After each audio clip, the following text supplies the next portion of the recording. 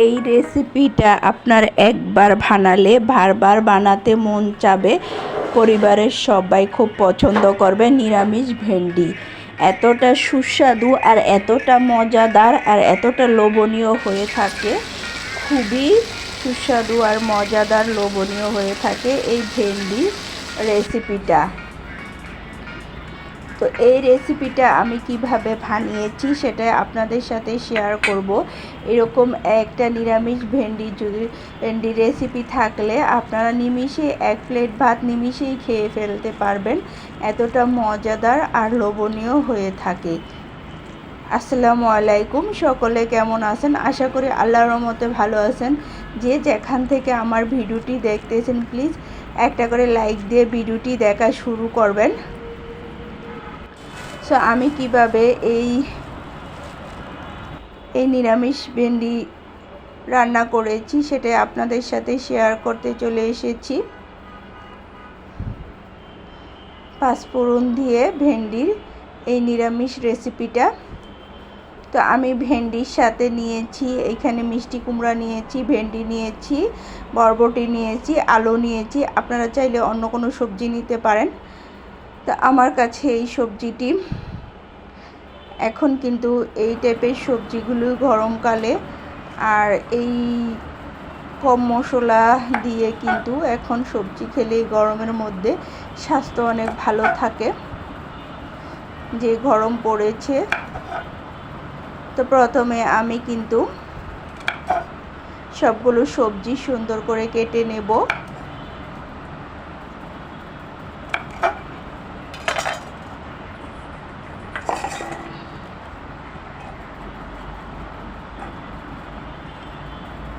তো আমি এতটুকু লম্বা লম্বা করে কেটে নিচ্ছি। এখন মিষ্টি কুমড়া কাটবো।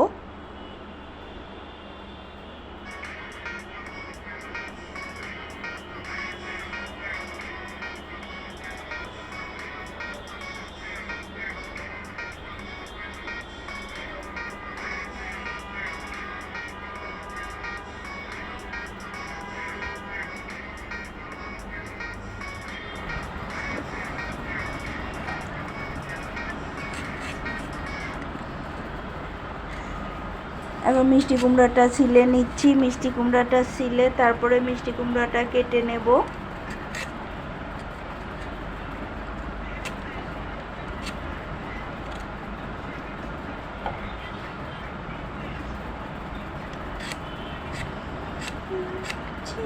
সাথে দেব আলু, একটা আলু দিব সাথে। এখানে আমি কয়েক রকমের সবজি নিয়েছি। আসলে এইভাবে রান্না করলে খুবই সুস্বাদু হয়, আর গরমের মধ্যে কিন্তু এই টাইপের রেসিপিগুলো খেতেই খুব ভালো লাগে। এই টাইপের সবজিগুলো খুবই মজার আর সুস্বাদু রেসিপি।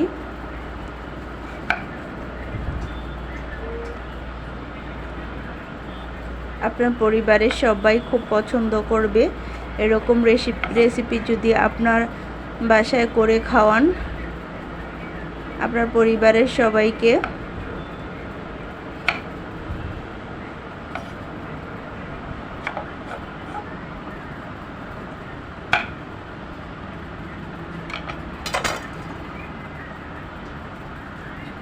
সো আমি এরপর আলুগুলি কেটে নিয়েছি। এরপরে কেটে নেব মিষ্টি কুমড়াটা, আর ভেন্ডিটা ধুয়ে কাটবো। আসলে ভেন্ডিটা ধুয়ে কাটাই ভালো, কেননা ধোয়ার আগে কিন্তু ভেন্ডি কাটলে কিন্তু ভেন্ডিটা অনেক পিছলা হয়ে যেতে পারে, তাই আমি সবসময় ভেন্ডি ধুয়েই কাটি।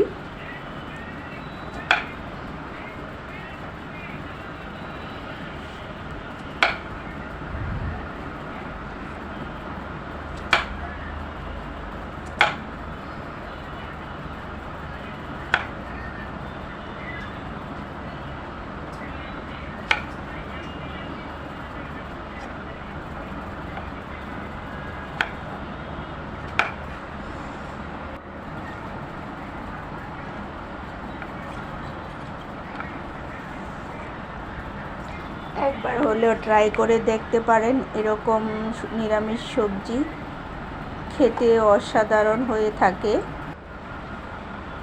তো এখন আমি এই সবগুলো ধুয়ে পরিষ্কার করে নিয়েছি। এখন ভেন্ডিগুলো কেটে নেব, সবগুলো ভেন্ডি।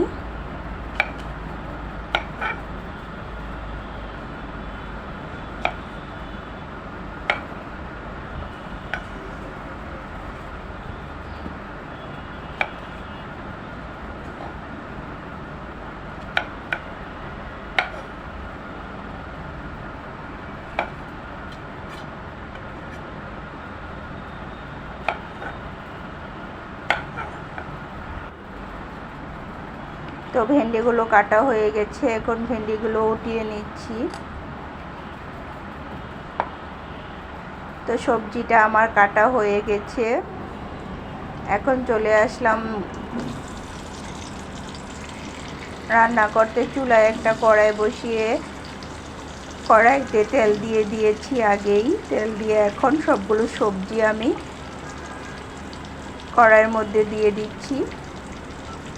দিয়ে সবজিগুলো একটু ভেজে নেব সুন্দর করে।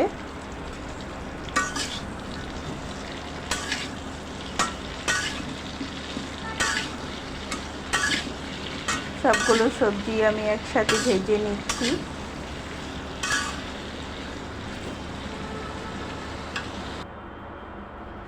সামান্য একটু লবণ দিয়ে দিচ্ছি।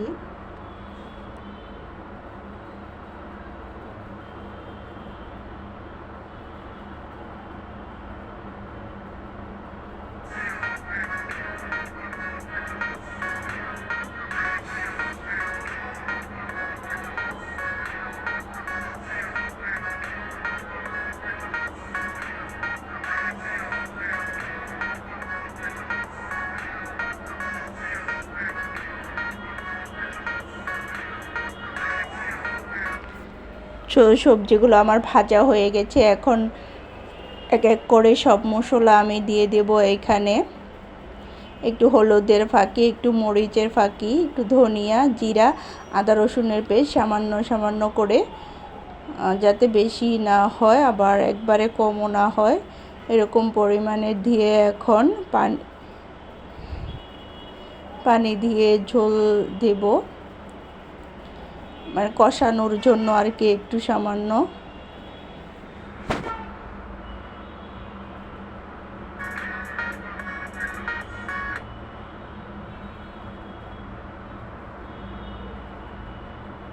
এখন এটাকে ভালো করে কষিয়ে নেব সুন্দর করে।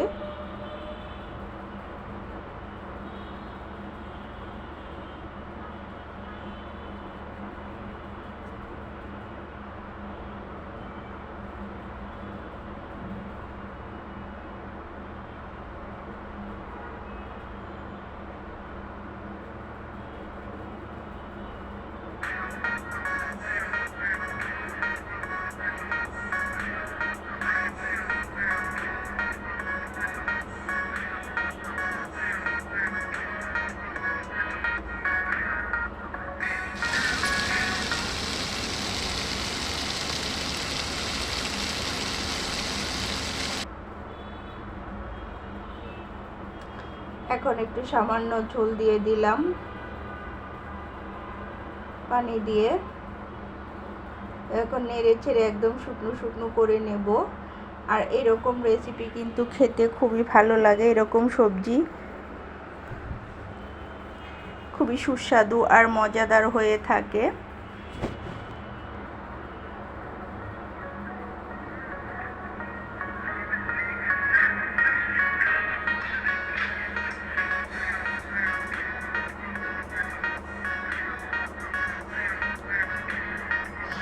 এখন ঢেকে আমি সিদ্ধ হওয়া পর্যন্ত অপেক্ষা করব। প্রায় সিদ্ধ হয়ে গেছে, সামান্য একটু বাকি রেখে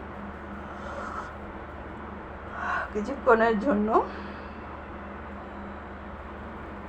তো এই পর্যায়ে শুকনো শুকনো করে আমি এখানে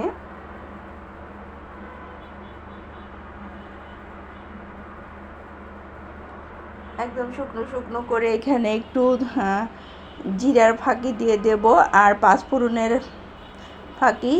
তো জিরার ফাঁকিটা আমি তেলে একটা জারে ভরে রেখেছি, যখন আমার দরকার পড়ে আমি এভাবে তরকারি দিয়ে দিই। আর এইভাবে কিন্তু কিছু কিছু তরকারির মধ্যে জিরা তেলে ফাঁকি করে দেওয়া কিন্তু খুব সুন্দর একটা ঘ্রাণ আসে, আর খেতেও কিন্তু দ্বিগুণ স্বাদ বাড়িয়ে দেয়। আমি কিছু পাঁচফোড়নের ফাঁকিও দিয়ে দিয়েছি এখানে। তো নিরামিষ সবজির মধ্যে পাঁচফোড়ন দিলে খেতে ভালোই লাগে। তো দিয়ে এখন নেড়ে চেড়ে কিছুক্ষণ তারপরে নামিয়ে নেব। তো এই পর্যায়ে কিন্তু আমার রান্নাটা একদম কমপ্লিট হয়ে গেছে। তো যারা যারা এতক্ষণ ধরে আমার ভিডিওটি দেখতেছেন প্লিজ লাইক দিতে ভুলে গেছেন। সবার কাছে অনুরোধ একটা করে লাইক দিয়ে দেবেন। আপনাদের একটা ছোট্ট লাইক আমার জন্য অনেক অনেক মূল্যবান। তো এই পর্যায়ে আজ আমি বিদায় নেব। সবাই ভালো থাকবেন, সুস্থ থাকবেন, আর এরকম নতুন নতুন রেসিপি পাওয়ার জন্য আমার চ্যানেলটি সাবস্ক্রাইব করে পাশে থাকবেন। সবাইকে অসংখ্য অসংখ্য ধন্যবাদ। আল্লাহ হাফেজ। আসসালামু আলাইকুম।